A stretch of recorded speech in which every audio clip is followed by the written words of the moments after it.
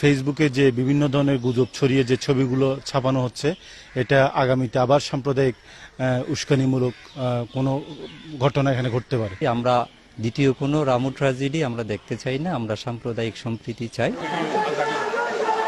2012 সালের 29 সেপ্টেম্বর ফেসবুকে একটি ছবিকে কেন্দ্র করে নারকীয় ধ্বংসযজ্ঞ ঘটে যায় কক্সবাজারের রামু, উখিয়া এবং চট্টগ্রামের পটিয়া উপজেলায়। ধর্ম অবমাননার অভিযোগ এনে পুড়িয়ে দেওয়া হয়েছিল বৌদ্ধদের প্রাচীন এবং ঐতিহ্যবাহী 20টির বেশি মন্দির। পাশাপাশি পুড়িয়ে ফেলা হয় অর্ধশত বাড়িঘর।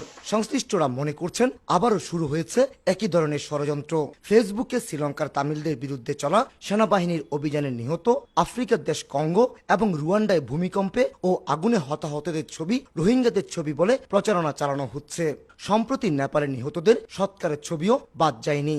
এমনকি তিব্বতে বৌদ্ধ ভিক্ষুদের বিরুদ্ধে চীনের সেনাবাহিনীর ছবিও যুক্ত করা হয়েছে। ধর্মীয় ইস্যুগুলি এনে জামাত শিবির এখানে একটা দাঙ্গা লাগাতে পারে বা এক ধরনের কোনো অঘটন ঘটাতে পারে, এগুলি তারা চেষ্টা করছে। মুসলিম ভাইদের সাথে একটা বারবার একটা আতঙ্ক সৃষ্টি করার জন্য প্রয়াস চালাচ্ছে। এক্ষেত্রে পুলিশের অনুসন্ধানে বের হয়ে এসেছে কক্সবাজারের রামুতে সাম্প্রদায়িক সংঘাত সৃষ্টির জন্য যারা উস্কানি দিয়েছিল, ঠিক সেই চক্রই বর্তমানে রোহিঙ্গা ইস্যুত দেশে সংঘাত সৃষ্টির চেষ্টা করছে।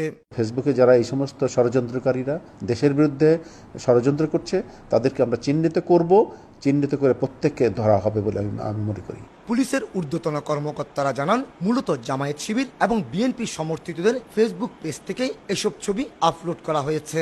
বর্তমানে তাদের শনাক্তর চেষ্টাও চলছে।